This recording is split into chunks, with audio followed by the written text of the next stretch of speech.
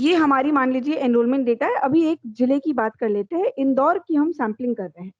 इंदौर की सैम्पलिंग कर रहे हैं। इंदौर में हमने रूरल और अर्बन, ये जो कॉलम आपको ई शो हो रहा है, हमने लेबल कर लिया है हर स्कूल का। और क्लास 9 की सैम्पलिंग अगर हम कर रहे हैं तो हमने हर बच्चे का, हर स्कूल का टोटल नंबर ऑफ स्टूडेंट्स डाल दिया है यहाँ पे कि कक्षा 9 में कितने बच्चे हैं, अगर आप देख सके तो ये लिस्ट मैंने तैयार कर ली है ना। अब मैं कह रही हूँ कि मैं स्ट्रैटिफाई करूंगी, चलिए मैं स्ट्रैटिफाई भी कर लेती हूँ। हमने ये स्ट्रैटिफिकेशन कर लिया, हमने देखा कि रूरल में 400 बच्चे हैं, अर्बन में लगभग 2500 बच्चे हैं। अभी कृपया बाकी चीजों को ध्यान नहीं दीजिएगा, उस पर भी हम आएंगे बिल्कुल।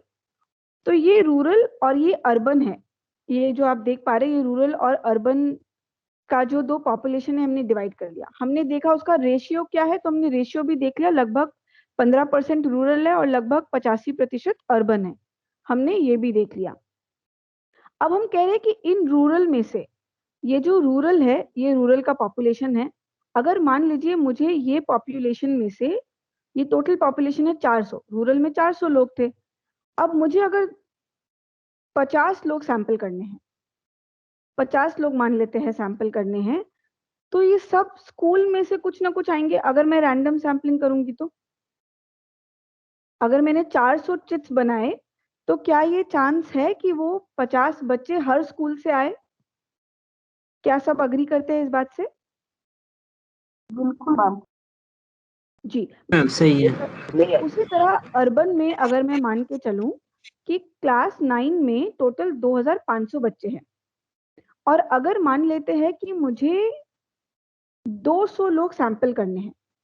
अच्छा, इसमें स्कूल कितने हैं टोटल देख लेते हैं। स्कूल है लगभग 97 स्कूल है। तो क्या ये 200 लोग टोटल 97 स्कूलों में फैले होंगे? क्या ये चांस हो सकता है अगर मैं रैंडम सैंपलिंग करूं तो? जी स्ट्रैटिफाइड मैम, रैंडम। बिल्कुल होगा, और जी, इससे हमें बहुत दिक्कत आएगी एग्जैक्टली सर, थोड़ा असेसमेंट करने डिटेल में। में बताना चाहेंगे कि क्या दिक्कत आएगी? सारे स्कूलों को एक साथ मैनेज करने में दिक्कत रहेगी ना मैम, हर जगह पर अलग अलग, फिर कुछ स्टूडेंट्स रहेंगे, सारे स्टूडेंट्स नहीं रहेंगे, तो इसको कंडक्ट करने में काफ़ी दिक्कतें रहेंगी। तो इससे अच्छा रहेगा कि हम कुछ स्कूल को सिलेक्ट कर लें और उसके सारे स्टूडेंट्स को या मैक्सिमम स्टूडेंट्स को ले लें। कुछ अर्बन स्कूल सिलेक्ट कर लें, कुछ 15% रूरल स्कूल सिलेक्ट कर लें और 85% तक अर्बन स्कूल सिलेक्ट कर लें, नंबर जी वाइज। सर, जी जी जी, थैंक यू सर। तो यही डिस्कस करना था कि स्ट्रैटिफाइड रैंडम सैम्पलिंग की जब हम बात करते हैं तो चैलेंज ये आता है कि क्योंकि हम बच्चों के लेवल पे सैम्पलिंग कर रहे हैं ना, 400, अगर ये टोटल 400 बच्चे हैं रूरल में जो हमने यहाँ पे स्ट्रैटिफिकेशन में देखा, या 2500 बच्चे हैं अर्बन में, ये तो हर स्कूल में फैले हो सकते हैं। हो सकता है एक स्कूल में एक ही बच्चे की टेस्टिंग कर रहे हो। अब आप ये इमेजिन कीजिए कि आप असेसमेंट करा रहे हैं फाइनली, तो क्या असेसमेंट कराते वक्त ये चैलेंज नहीं आएगा कि हर स्कूल में एक ही बच्चे की टेस्ट करनी है? तो 500 स्कूल है, 100 स्कूल में 100 लोग जाएंगे एक डेट पे असेसमेंट कराने जाएंगे, एक स्कूल में एक ही बच्चे की टेस्टिंग होगी। तो क्या इसमें समय, कॉस्ट, इन सब की खपत नहीं होगी? काफी ज्यादा खपत होगा, डेफिनेटली बिल्कुल होगी। बहुत ज्यादा खपत होगा अगर हम स्ट्रैटिफाइड रैंडम सैम्पलिंग करने जाते हैं तो जिस तरह से सर ने भी हाईलाइट किया कि हम दूसरा तरीका जो हमने अभी तक देखा भी है, डिस्कस भी किया, कल भी हमने यही डिस्कस किया था कि जब आप चावल का सर्वे करने जाएंगे अपने सैंपल पे, तो एक घर में एक जने के अलावा आप एक घर में जितने भी जने उनको भी सैंपल कर सकते हैं। तो नंबर ऑफ घर रिड्यूस हो गया था हमारा कल। उसी तरह जब मैं स्ट्रैटिफाइड क्लस्टर करूंगी तो हो सकता है यहाँ जो 100 स्कूल है, ये 100 स्कूलों में से कोई 30 या 20 स्कूल सेलेक्ट हो। यहां तक सबको क्लियर है? अब मेरा अगला सवाल ये है कि कल हमने ये चीज बिल्कुल इजीली डिस्कस भी किया था कि जब हम क्लस्टर करते हैं तो एक तरह का चैलेंज आता है। वो क्या चैलेंज आता है?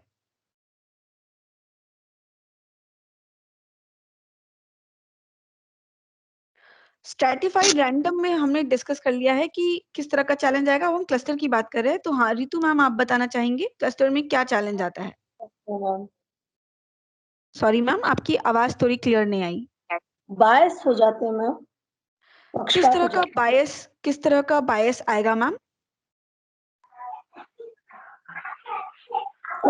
जहाँ सुविधा पड़े फिर हम वो वाला चुनाव करना चाहते हैं। अच्छा, जहाँ सुविधा पड़ रही है हम वहां चुनाव करना चाह रहे हैं। सुदर्शन सर, आप इस सेंटेंस से अग्री करते कि क्या हम अपने कन्वीनियंस के हिसाब से स्कूल चुन रहे हैं? मैम इसमें क्या है कि हम जब स्कूल सेलेक्ट करेंगे तो पहले तो हम ये देखेंगे कि क्लस्टर बनाएंगे कि एक जैसे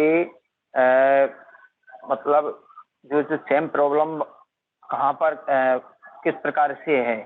तो जैसे मान लो हमने वो ग्रुप बनाए, ग्रुप में क्लस्टर बनाए, तो उस क्लस्टर के हिसाब से हमको सैंपलिंग लेना पड़ेगी।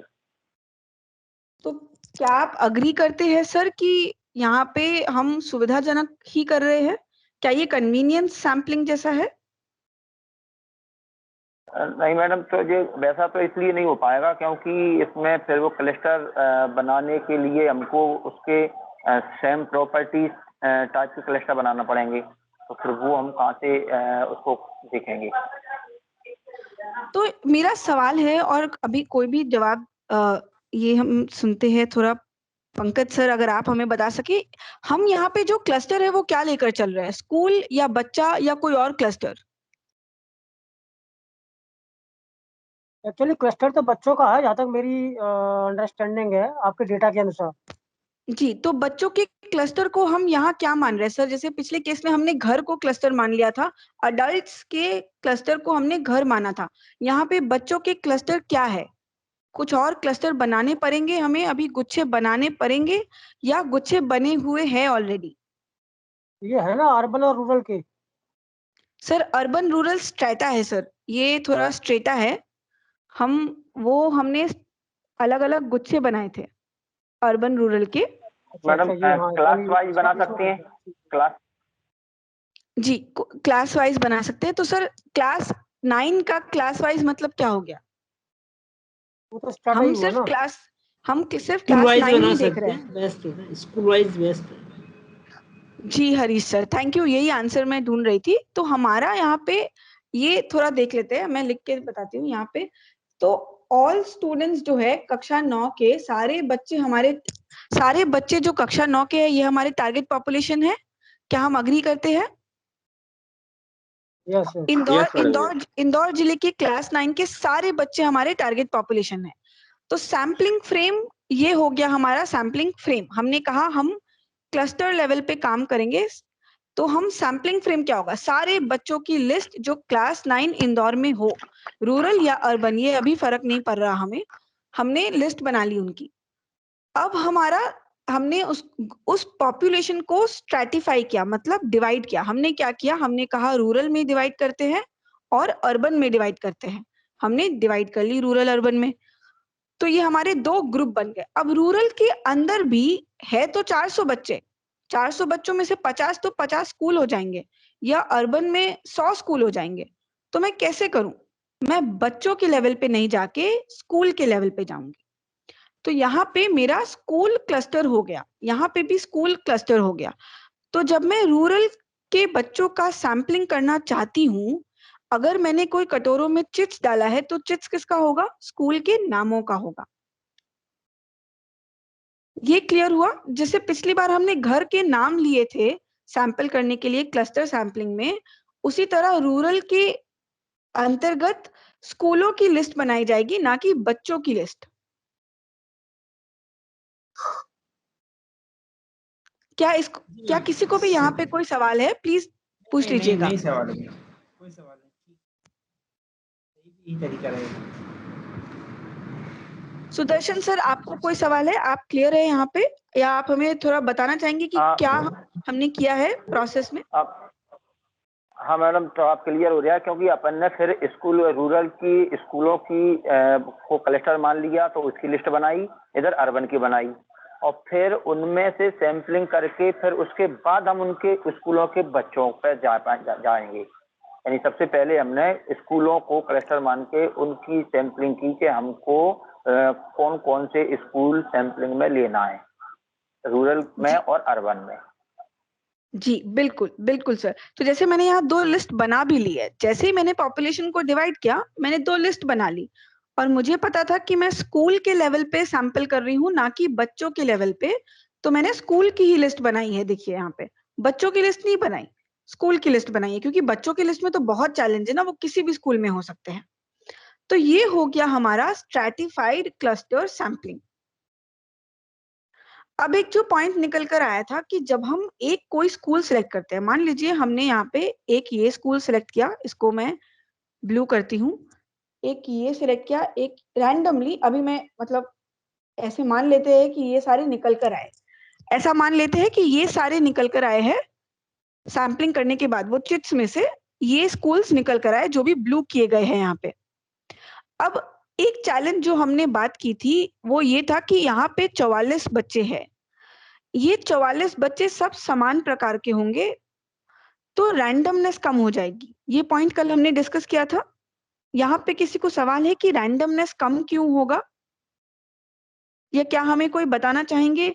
प्रदीप सर, आप हमें बताना चाहेंगे कि रैंडमनेस कम कैसे हो रहा है?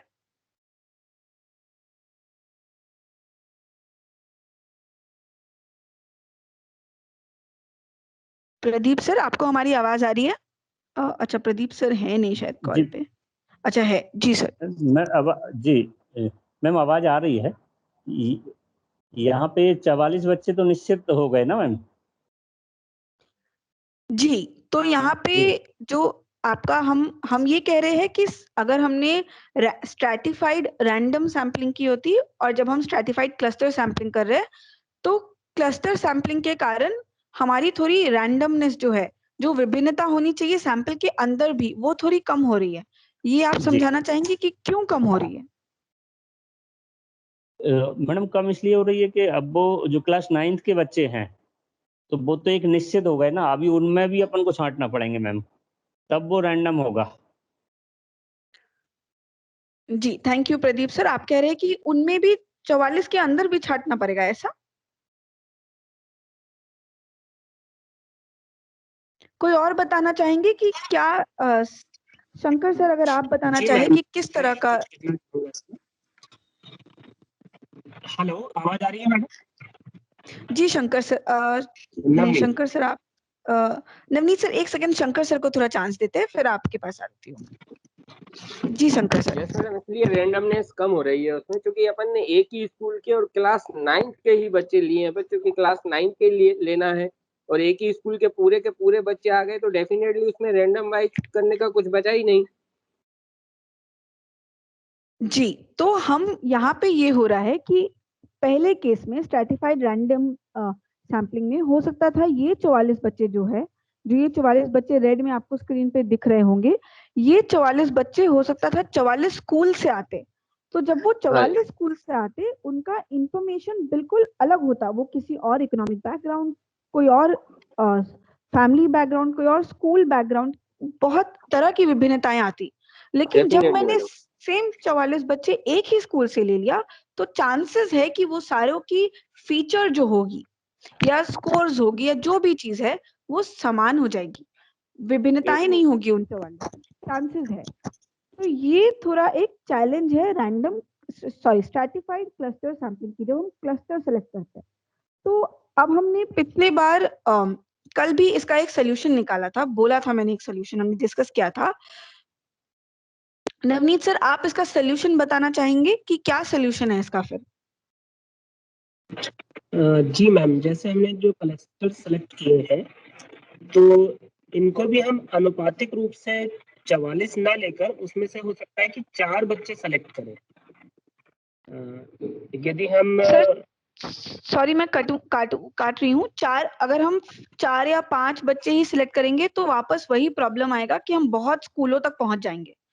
अगर 2 या 3 या ऐसे सिंगल नंबर में करेंगे, आप सोचिए स्टेट असेसमेंट कर रहे हैं आप, तो उस समय 3-4 बच्चे एक स्कूल से करना बिल्कुल बहुत ही डिफिकल्ट होता है ना। अगर 44 बच्चे हैं वहां पे, आप वो अपॉर्चुनिटी छोड़ रहे हैं कि 44 के बजाय आप सिर्फ 4 ही कर रहे हैं, तो वो वो उससे बहुत फिर वापस वही आएगा, कॉस्ट का चैलेंज आ जाएगा हमें। तो कोई तरीका है क्या? नहीं मैम, फिर शायद मैं सॉल्व नहीं कर पाऊंगा इसको। ठीक है, सुदर्शन सर आप बताना चाहेंगे कि क्या सोल्यूशन का मैडम तरीका है?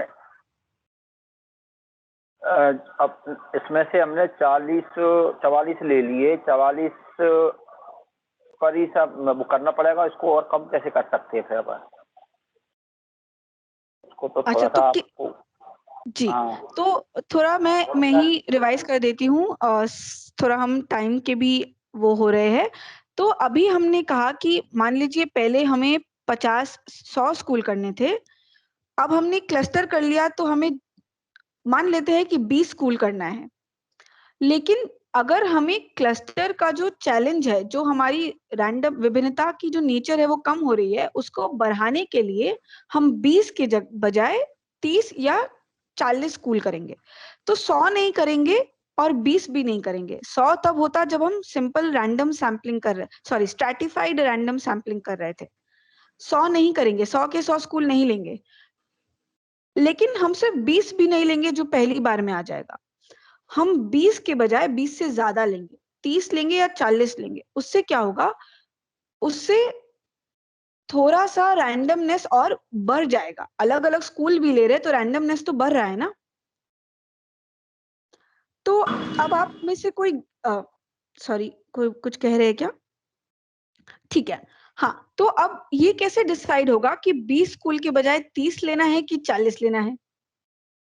क्या किसी के पास इस कोई गैस कर सकते हैं इस सबसे चीज के पहले लिए? सैंपल साइज पे निर्भर करेगा। हमारा सैंपल साइज मान लीजिए हमें 1000 बच्चे लेना है किसी डिस्ट्रिक्ट से, तो जी 1000 सर। बच्चे लेने के लिए हम एक काम करते हैं कि हम 50 स्कूलों से 20-20 बच्चे ले लेते हैं।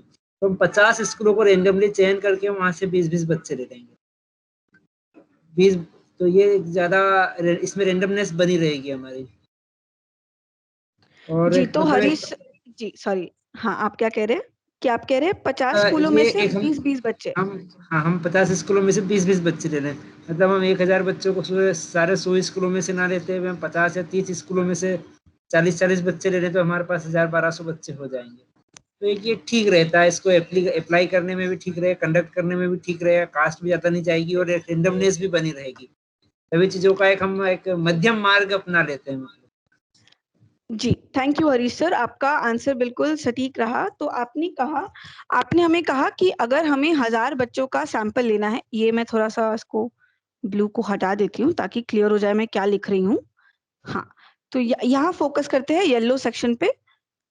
जी बिल्कुल, यहाँ फोकस करते हैं। तो हमने कहा कि सॉरी किसी की हेलो दिख रहा है आपके समझ से। मैम, हेलो एक सेकेंड सर, रूपाली मैम आपको स्क्रीन नहीं दिख रहा है ऐसा? मैम को काफी समय से दिख रहा है। मैम आप या तो एक बार लीव करके ज्वाइन करना चाहेंगे? बाकी लोग को स्क्रीन दिख रहा है ना? Yes ma'am. Yes madam, yes. जी, तो मैम एक बार आप लीव करके ज्वाइन करने का कोशिश कीजिए। जी जी थैंक यू।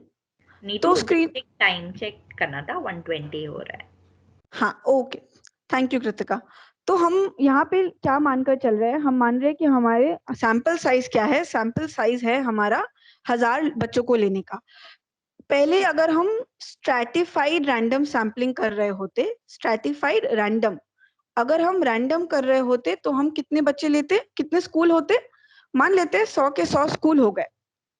अगर हम क्लस्टर कर रहे हैं तो ये मान लेते हैं कि 20 बच्चे हैं हर, नहीं 40 मान लेते हैं, तो 40 मान लेते हैं। हो सकता है यहाँ पे 30 ही स्कूल आए हो, 30 या 25 मान लेते हैं, ठीक है। 25 स्कूल आ गए, क्लस्टर में 25 स्कूल आ रहे हैं, 25 में 40 बच्चे आ रहे हैं, हर स्कूल में 40 बच्चे ले रहे हैं, या जितने बच्चे हैं उतने बच्चे ले लिए। तो जितने भी बच्चे थे उतने ले लिए सारे। अब हरीश सर का कहना था कि हम ऐसा करते हैं कि हम 25 के बजाय 30 या 40 स्कूल ले ले और नंबर ऑफ स्टूडेंट्स जो हम हर स्कूल से ले रहे हैं उसको फिक्स कर दे। तो हरीश सर का जो आइडिया है, यहाँ पे मैं आइडिया लिखती हूँ बस एक, ठीक है। आइडिया 1 जो है हमारा, वो हम कह रहे हैं कि 100 ये स्कूल है, हाँ ये स्कूल है, तो स्कूल में 25 के बजाय हम 35 नहीं 40 स्कूल मान लेते हैं। चलिए 40 स्कूल ले लेते हैं, है ना। और अब हम क्या करेंगे, हम कह रहे हैं कि हर स्कूल से 25 ही बच्चे लेते हैं मैडम, सिर्फ 25 ही लेते हैं, तो 1000 बच्चों का मेरा वो मीट हो जाएगा। ये सर का कहना है कि हर स्कूल से, हर क्लास से सिर्फ 25 ही बच्चे लीजिए, चाहे कितने भी बच्चे हो उस क्लास में, 25 ही बच्चे लीजिए। क्या ये तरीका है रैंडमनेस को कम करने का? क्या इस पे कोई सवाल है किसी को? क्या लोग अग्री भी करते हैं इस चीज से? यस मैडम, रैंडमनेस क्योंकि इधर स्कूल बढ़ जाएंगे तो उसमें जो वैरायटी है अलग अलग जगह की वो भी आ जाएगी, और अपने एक ही जो 44 थे, 44 की जगह पे 25 हो गए, तो सेम जो प्रॉपर्टी वाले हैं वो सिर्फ 25 ही रहेंगे, तो रैंडमनेस मतलब इसमें थोड़ा सा कम हो जाएगा। बिल्कुल, थैंक यू सर। तो अब मेरा सवाल, जी हेलो। हाँ मैम, इसमें एक चीज और की जा सकती है। जी सर अभी जो बताइए। स्कूल सिलेक्ट किए हैं जो ब्लू में है वो सारे के सारे अर्बन कैटेगरी में आते हैं, तो सर अब हम और जो स्कूल जोड़ेंगे वो रूरल कैटेगरी का भी जोड़ सकते हैं, तो हमारी रैंडमनेस कुछ बढ़ जाएगी। सर अभी हम सिर्फ अर्बन के अंदर है, अभी हम रूरल पे नहीं है। अगर आप देख सक रहे हैं तो एक सेकंड ये हाइड कर देती हूँ मैं। हाँ, ये रहा अर्बन, हम अर्बन के अंदर है, यहाँ पे हम, यहाँ पे है ये जो, एक सेकंड ग्रीन में देखिए, हम अर्बन के अंदर स्कूलों की सैंपलिंग कर रहे हैं, हमने रूरल को अभी छोड़ दिया है। ठीक है ठीक है ठीक है, हम अर्बन के अंदर ही क्योंकि हमने स्ट्रैटिफाई किया था रूरल अर्बन में, तो हम अर्बन के अंदर ही स्कूलों पे है अभी, स्कूल को कैसे सैंपल करना है। जी, तो अभी एक आइडिया ये आया कि 40 में 25, 40 स्कूल, 25 बच्चे हर स्कूल से 1000। अब आप सब स्टेट असेसमेंट्स, बहुत सारे स्टेट असेसमेंट्स देखते होंगे, क्या आपको ऐसा लगता है कि अगर मैं हर स्कूल में 25 बच्चे बोलूं कि 25 बच्चे जाकर कीजिए सैंपल, तो एक ये चांस है कि रैंडमनेस अभी सबसे ज्यादा कम, लाइक क्या इसका जो रैंडमनेस है, सॉरी मैं हाईलाइट करती हूँ, ग्रीन वाले का रैंडमनेस और ये रेड वाले का रैंडमनेस, क्या ग्रीन और रेड का रैंडमनेस सेम है? क्या सेम आएगा रैंडमनेस? नहीं, ये आइडिया वन जहाँ स्कूल नंबर ऑफ स्कूल्स बढ़ाएंगे वहाँ रैंडमनेस ज्यादा होगा। सर पहले में हम स्कूल 100 ही है, सर्टिफाइड रैंडम में रैंडमनेस ज्यादा होगा, राइट? नहीं, जो अभी हरीश जी ने जो आइडिया दिया था मैं उसकी बात कर रहा हूँ। 40 स्कूल्स 25 स्टूडेंट्स इनटू जी 1000, यहाँ रैंडमनेस ज्यादा होना चाहिए सर, मेरे लेकिन अनुसार, यहाँ 25, रैंडमनेस ज्यादा होगा। जी जी थैंक यू नवनीत सर। किसी और का कोई क्या? मुझे ऐसा लगता है कि स्ट्रैटिफाइड रैंडम में ज्यादा रैंडमनेस है, क्योंकि आज अभी भी हम 100 स्कूलों में जा रहे हैं। और हम वो मैम उसमें इशू दूसरा है ना कि वो टाइम एंड कॉस्ट इफेक्टिव या इकोनॉमिकल नहीं है वो, क्या है जी संभव है? Sir, is it feasible? नहीं नहीं बिल्कुल फीजिबल नहीं है, लेकिन अभी हम रैंडमनेस पे ही रहते हैं, एक ही फीचर की बात करते हैं। अभी भी हमारा जो प्रॉब्लम था क्लस्टर वाले का, कि जब हम एक स्कूल से सारे बच्चे ले रहे हैं, या यहाँ पे आइडिया वन में एक स्कूल से 25 बच्चे ले रहे हैं, तब भी 25 बच्चों की तो सिमिलैरिटी है ना, इन 25 बच्चों में सिमिलैरिटी है, तो ये फिर भी थोड़ी सी रैंडमनेस कम कर रहे हैं। तो अब मैं एक सोल्यूशन देना चाहूंगी, जो है हमारा आइडिया 2, जो एक स्टैटिस्टिकल तरीके से स्टैटिस्टिक्स में निकल कर आता है कि होता यह है कि हर क्लस्टर में जब आप 44 बच्चे करते हैं या 18 करते हैं या 28 करते हैं, जितने भी बच्चे आप सिलेक्ट करते हैं उससे उसका एक फैक्टर निकल के आता है, उसको कहते हैं हम ICC, इंट्रा क्लस्टर कोरिलेशन, कि एक क्लस्टर के अंदर सारे बच्चे रिलेटेड होंगे, तो उसको हम कहते हैं इंट्रा क्लस्टर कोरिलेशन। यहां मैं लिख देती हूँ फिलहाल के लिए, इंट्रा क्लस्टर कोरिलेशन। इसके वजह से ही 44 बच्चों में समानता है, यही वो स्टैटिस्टिक्स में इसको कहा जाता है कि जो समानता है उसको हम इंट्रा क्लस्टर कोरिलेशन कहते हैं। इसका जो सोल्यूशन है, जो स्टैटिस्टिकल सोल्यूशन है, क्योंकि ये जो स्टैटिस्टिकल साइंटिस्ट होते हैं उन्होंने ये टेस्ट रन करके देखा है, वो ये कहते हैं कि आप स्कूल को बिल्कुल बढ़ाइए, आप 50 स्कूलों तक चले जाइए या 40 स्कूलों तक चले जाइए, स्कूल चले जाइए, और ये भी क्लास लिमिट भी लगाइए कि 25 या 30 ही बच्चे मान लीजिए करेंगे, लेकिन आप स्कूल बढ़ाने के लिए ये मत कीजिए कि टोटल सैंपल साइज जो है उसको सेम रखे, आप कीजिए ये कि आप सैंपल साइज ही बढ़ा दीजिए। तो आइडिया 2 में हम बेसिकली ये कह रहे हैं, अगर मैं यहाँ आऊं तो सैंपल साइज जो है हमारा, हम स्टैटिस्टिकल साइंटिस्ट ये कहते हैं कि आप सैंपल साइज को 3 गुना कर दीजिए। तो हमने 3000 कर लिया। सैंपल साइज को ही सीधा बढ़ाने को कहते हैं, और वो कहते हैं फिर आप सीधा क्लस्टर सैम्पलिंग कीजिए और उसमें थोड़ी सी लिमिट लगाइए, लिमिट भी लगाइए। तो हो सकता है 50 स्कूल आए और 40 बच्चे हर स्कूल से लीजिए ना। अब ये प्रश्न आता है कि स्टैटिस्टिक्स में ये क्यों कहा जाता है कि आप सीधा सैंपल को ट्रिपल कर लीजिए।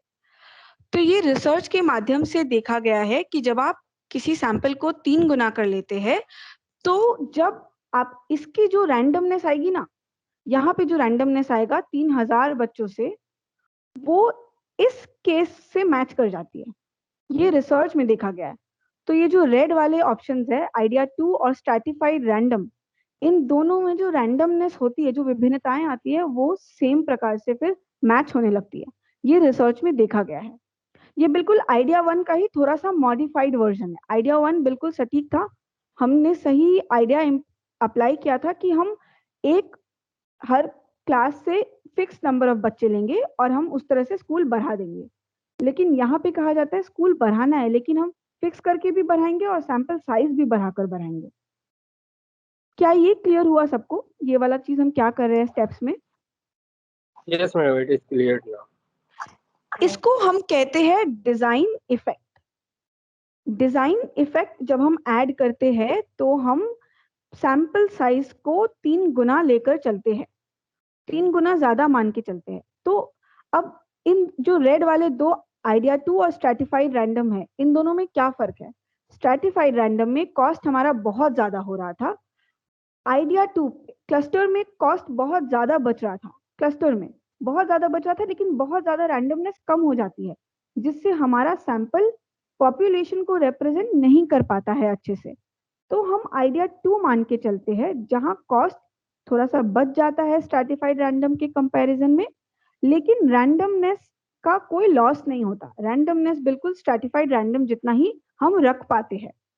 इसलिए हम डिजाइन इफेक्ट, ये जो पॉइंट है, ये हम ऐड करके चलते हैं, जिससे हमारा सैंपल 3 गुना हो जाता है।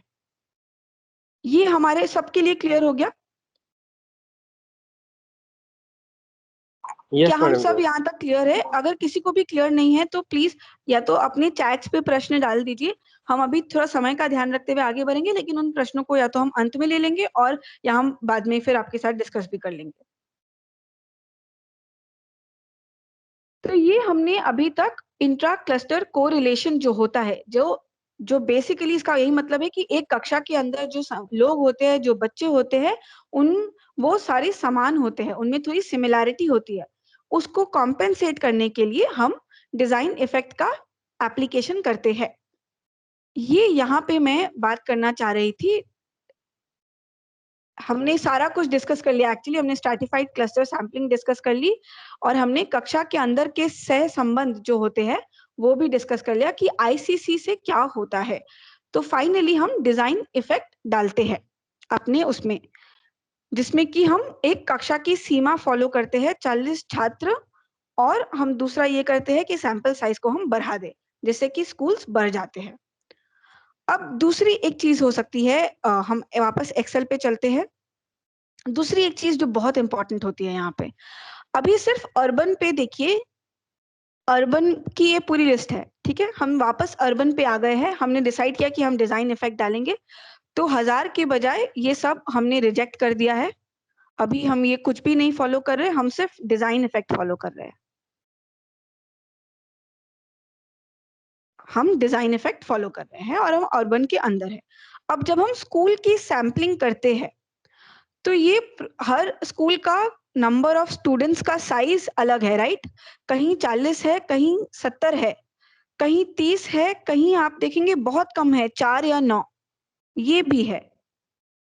तो एनरोलमेंट साइज जो है हर स्कूल का, क्लास साइज जो है वो वेरी कर रहा है, हर स्कूल का सेम तो नहीं है यहाँ पे। तो एक सवाल है मेरा, क्या आपको लगता है कि जब मैं चिट्स उठाने जाऊंगी तो क्या बड़े स्कूलों की जिनमें क्लास की साइज बड़ी है, क्या उसकी प्रोबेबिलिटी ज्यादा होती है सेलेक्ट होने की? डेफिनेटली मैडम, ज्यादा ही होगी। जी शंकर सर, क्या सब लोग हम अग्री करते हैं ये? मैम ज्यादा कैसे होगी? जी किसी जी भी स्कूल के नवनीत सिलेक्शन के चांस बराबर हैं। जी। तो नवनीत सर, यहाँ पे जो आपका क्वेश्चन था, मैं चाहती थी कि कोई पूछे। थैंक यू पूछने के लिए। तो ये वापस हम तो ये थोड़ा टेक्निकल है, ये थोड़ा प्रोबेबिलिटी पे बेस्ड है, प्रोबेबिलिटी कॉन्सेप्ट पे बेस्ड है। प्रोबेबिलिटी कॉन्सेप्ट ये कहता है कि जब हम कोई गुच्छे की सैम्पलिंग करते हैं, जब हम गुच्छों की सैम्पलिंग करते हैं, तो जो बड़ा गुच्छा होता है उसकी प्रोबेबिलिटी सेलेक्ट होने की ज्यादा होती है। अब इसका एक टेक्निकल कैलकुलेशन है जो थोड़ा मैथ और प्रोबेबिलिटी पे है, वो हम अभी कवर नहीं करेंगे। वो उस पे फिर मैथ और कैलकुलेशन में हमारा टाइम वेस्ट हो जाएगा। लेकिन अभी ये हमें समझना है कि जो बड़ा गुच्छा होता है उसकी प्रोबेबिलिटी होती है ज्यादा सेलेक्ट होने की। गुच्छों में अगर आपने बहुत सारे गुच्छे बना लिए हैं, इमेजिन कीजिए कि केले के बंडल्स है बहुत सारे, तो बड़ा वाला जो बंडल होगा ना, वो ज्यादा उसकी प्रोबेबिलिटी होती है सिलेक्ट होने की। ये एक मैथमेटिकल थ्योरी है कि बड़ा गुच्छा का सिलेक्शन ज्यादा चांसेस होता है उसका। तो जहां लेकिन जहां मैम यदि मेरा प्रश्न है छोटा सा एक, जी मैं तो 50 स्कूल चयन करना है मुझे, उसके ये वाला कॉलम एफ वाला तो कॉलम ही नहीं चाहिए मुझे। यदि मैं हाँ ये फिल्टर लगा देता हूँ कि नंबर जो जहाँ ज्यादा स्टूडेंट्स है उसको मैं मतलब रेशो के आधार पे यदि मैं तैयार स्कूल का चयन करना चाहता हूँ, तब तो उसकी चांस ज्यादा रहेंगे। लेकिन मेरे पास सिर्फ स्कूल की लिस्ट है और मुझे 50 स्कूल चयन करना है, तो वो कोई सा भी हो सकता है ना, उसमें कहाँ इसका चयन का वो ज्यादा हुआ। मुझे तो इसकी कॉलम की जरूरत भी नहीं है ना, कितने एनरोलमेंट है, मुझे कुछ भी जरूरत नहीं। मुझे सिर्फ मेरे कटोरे में 50 लिस्ट होगी, स्कूलों की तिथि होगी, मैं 50 को मैं 100 स्कूल होंगे, उसमें से 50 रेंडमली मैं चयन कर लूंगा, खत्म, दैट्स ऑल। फिर उसमें जो स्टूडेंट्स है उनके ऊपर मैं अपना टेस्ट को एग्जीक्यूट कर जी दूंगा। सर, बिल्कुल आपका पॉइंट वैलिड है कि मान लीजिए मैंने ये सारे जो नाम हैं, इन सब नामों की चिट्स बनाती हूँ और चिट कटोरे में डाल देती हूँ और सेलेक्ट करती हूँ। बिल्कुल। तो उस समय की प्रोबेबिलिटी हर चिट की सेलेक्ट होने की इक्वल है। लेकिन जब आप एक्चुअल में डायग्नोस्टिक असेसमेंट करना जाएंगे, आप जब सैम्पलिंग करेंगे स्टूडेंट्स की, यहाँ पे क्लस्टर की बात हो रही है, जब हम क्लस्टर्स की अगर ये बच्चे होते तो सबकी इक्वल प्रोबेबिलिटी होती। हम अभी रियल लाइफ एप्लीकेशन की बात कर रहे हैं, जब हम गुच्छों की सिलेक्शन की बात कर रहे होते हैं, तो ये जायज ज्यादातर चांस है कि जिस गुच्छे में ज्यादा बच्चे हैं या जिस गुच्छे में ज्यादा स्टूडेंट्स है, जब आप ये अच्छा आप जब रैंडम सिलेक्शन करेंगे स्कूलों की, तो क्या आप चिट्स बनाकर करेंगे डायग्नोस्टिक असेसमेंट में स्टेट के लेवल पर? नहीं, हम कोई ना कोई टूल का इस्तेमाल करेंगे। कोई भी टूल हो सकता है, कोई सॉफ्टवेयर हो सकती है, कोई वेबसाइट हो सकता है, या हम एक्सेल में ही कोई फॉर्मूला लगा के कर लेंगे। बहुत तरीके हैं स्कूल्स की सिलेक्शन के लिए। तो ये देखा गया है और इसीलिए ये कहा जाता है कि जब आप किसी भी टूल का इस्तेमाल करके करते हैं, ना कि चिट्स बनाकर, चिट्स तो आप बनाओगे तो शायद प्रोबेबिलिटी सेम ही रहेगी सब स्कूलों की, राइट? लेकिन आप वो चीज रियल लाइफ में करते नहीं है। हम सब कटोरे में चिट्स नहीं डालते, हम किसी टूल का इस्तेमाल करते हैं जिससे हमारा लाइफ थोड़ा आसान हो जाए, थोड़ी सिंपल तरीके से सैंपल निकल कर आए। उस समय ये प्रोबेबिलिटी एक्टिव हो जाती है कि जो बड़े गुच्छे होते हैं उनकी चांसेस ज्यादा होती है। अगर थोड़ा मैथ में जाने की इच्छा है तो हम इसके बाद शेयर भी कर देंगे आपके साथ कि प्रोबेबिलिटी किस तरह से कैलकुलेट होती है यहाँ पे, और किस तरह से इन स्कूलों की प्रोबेबिलिटी एक्चुअली में ज्यादा हो जाती है। 44 की जैसे कंपेयर टू 18 है, 18 की प्रोबेबिलिटी कम होगी, 44 वाले की प्रोबेबिलिटी ज्यादा होगी सेलेक्ट होने की। ये हो जाता है जब हम स्कूल की फाइनल सिलेक्शन पे आते हैं, क्लस्टर लेवल पे, ना कि बच्चे लेवल पे, क्लस्टर लेवल पे हम ये बात कर रहे हैं कि प्रोबेबिलिटी ज्यादा हो गई है। तो ये चीज जब होती है, इसको कॉम्पेंसेट करने के लिए हम एक रूल फॉलो करते हैं, हम उसको कहते हैं प्रोबेबिलिटी प्रोपोर्शनल टू साइज। यहाँ पे वो अगला टॉपिक है कि जब हमारे साइज का, जो हमारा हर क्लस्टर का साइज है, साइज मतलब यहाँ पे क्या हो गया, नंबर ऑफ स्टूडेंट्स।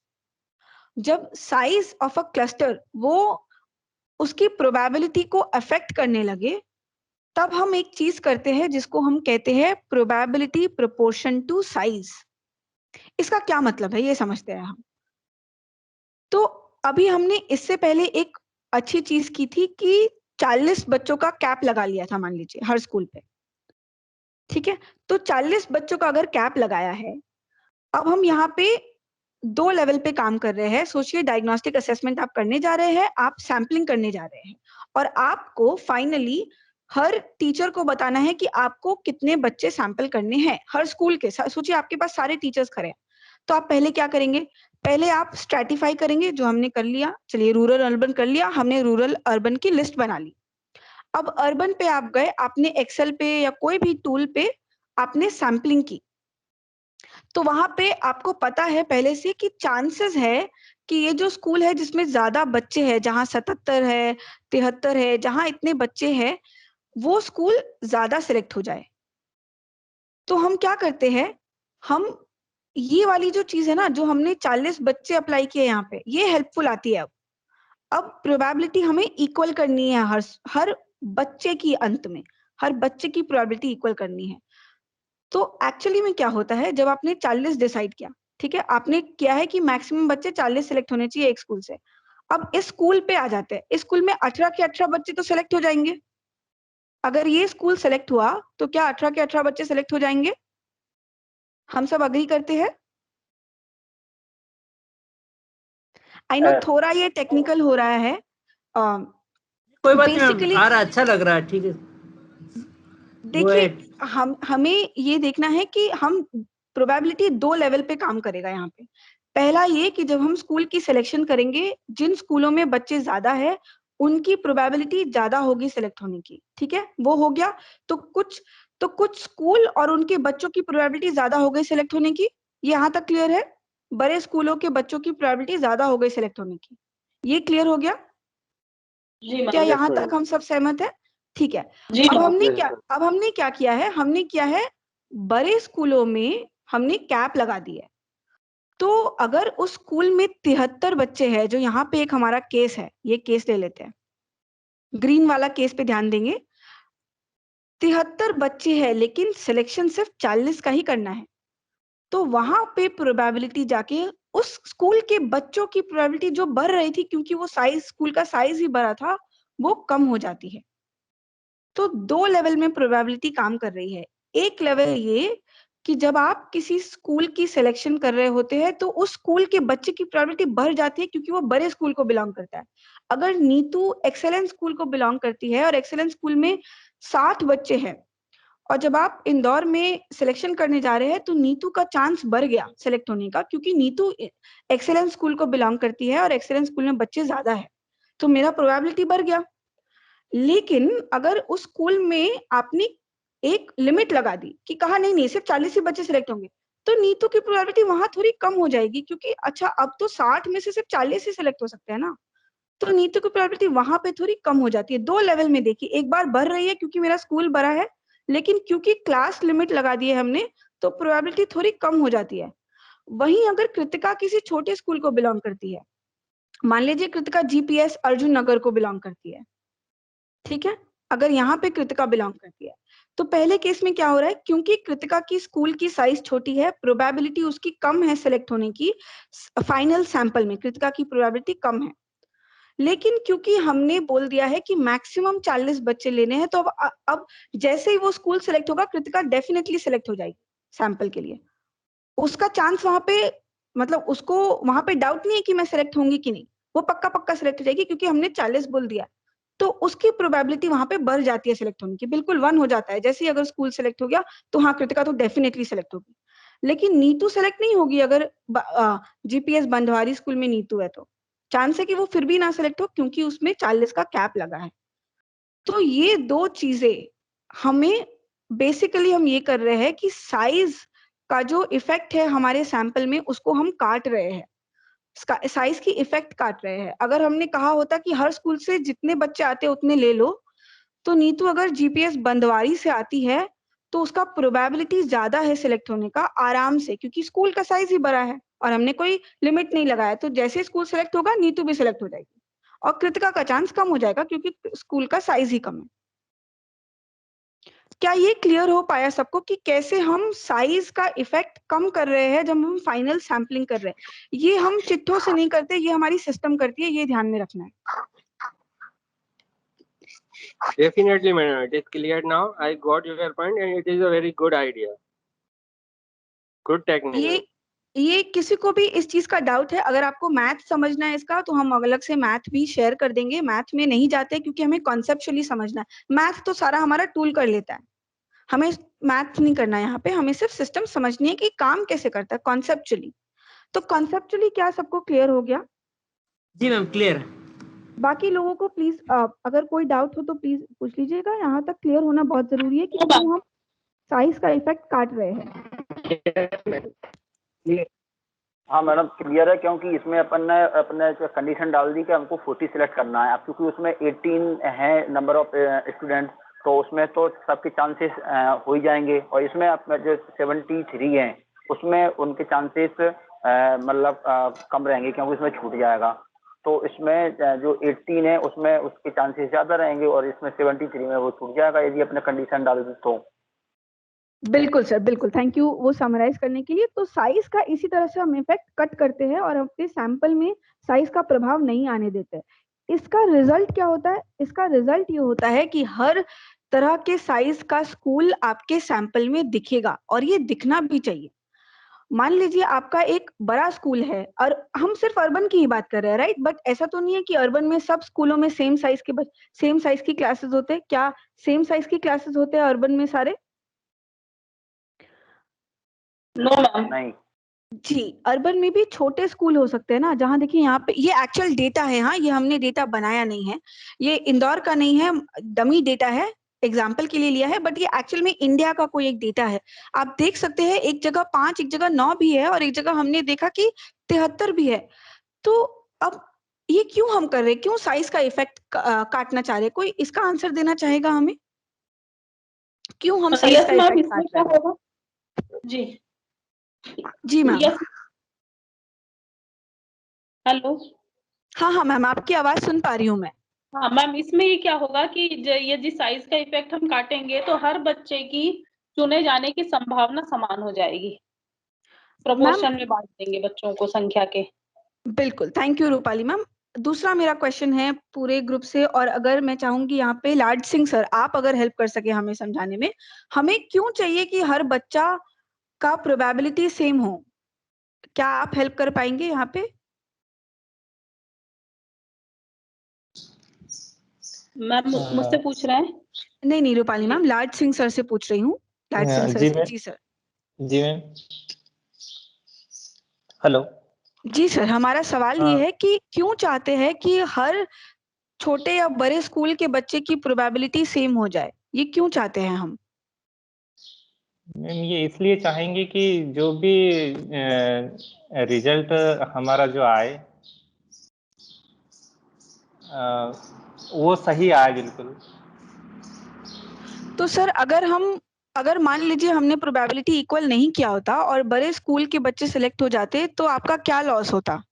रिजल्ट में क्या गलती आ सकती है? ये कोई बताना चाहेंगे अभी हमें? पंकज सर, आप बताना चाहेंगे? लॉस ये होता है कि ये होल पॉपुलेशन को रिप्रेजेंट नहीं करता। जो भी हमारी पॉपुलेशन है उसको सही से रिप्रेजेंट नहीं करता। ये सबसे बड़ा ड्रॉबैक होता है। जी सर, बिल्कुल। तो देखिए ये आप सब मुझसे ज्यादा समझते हैं, आप सब टीचर्स हैं बड़े स्कूल के। आपको पता होगा बड़े स्कूलों में पढ़ाई बहुत ही अच्छे तरीके से होती है, कई बार छोटे स्कूलों में भी होती है, और टीचर्स प्रिंसिपल सब कोशिश करते हैं कि पढ़ाया जा सके। लेकिन कई फैक्टर्स होते हैं बच्चे के लर्निंग आउटकम को जो इफेक्ट करता है। अगर एक क्लास में 40 बच्चे हैं, 73 बच्चे एक दूसरे से भी तो सीखते हैं। बट अगर किसी स्कूल में 5 या 9 बच्चे हैं, तो उस बच्चे की हो सकता है लर्निंग लेवल थोड़ी कम हो, थोड़ी ज्यादा हो, कुछ भी हो सकता है, हम अज्यूम करके नहीं चलेंगे। लेकिन क्योंकि चांस है कि अगर हमने छोटे स्कूलों को छोड़ दिया, और हो सकता है कि उन छोटे स्कूलों में सही में कोई रीजन की वजह से, कोई भी रीजन हो, पढ़ाई नहीं हो रही हो, बच्चे एक दूसरे से नहीं सीख रहे हो, कोई भी रीजन हो, तो उससे उन बच्चों का रिप्रेजेंटेशन छूट जाएगा।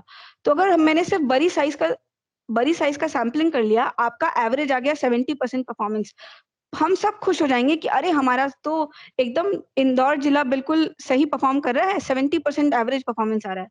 लेकिन यहाँ गलती क्या हो गई? गलती ये हो गई कि छोटे छोटे स्कूल तो छूट गए, वो भले बहुत मात्रा में हो सकता है कि आपके बड़े स्कूल 20 ही हो और बाकी सारे छोटे स्कूल 50 हो, भले बड़ी मात्रा में छोटे स्कूल हो, लेकिन क्योंकि आपने उनको छोड़ दिया सैंपल करते वक्त, उनका इफेक्ट जो आपके सैंपल के एवरेज पे आता, हो सकता है 70 ना होके 65 होता रिजल्ट या 62 होता रिजल्ट, और वही पॉपुलेशन का ट्रू एवरेज होता। पूरी इंदौर जिले की एक्चुअल में अगर आप टेस्टिंग करने जाए, हो सकता है 62 ही एक्चुअल टेस्टिंग हो, तो वो 62 रिजल्ट नहीं आके 70 आना बहुत बड़ा लॉस है हम सबके लिए। क्योंकि हम ये रिजल्ट्स करते क्यों हैं? आगे और स्टेप्स लेने के लिए कि हम बच्चों को पढ़ा सके, कैसे पढ़ाना है उसका डिसीजन लेने के लिए, तो डेटा एक्चुअल आना बहुत जरूरी है। ये अब हम सबको क्लियर हो गया।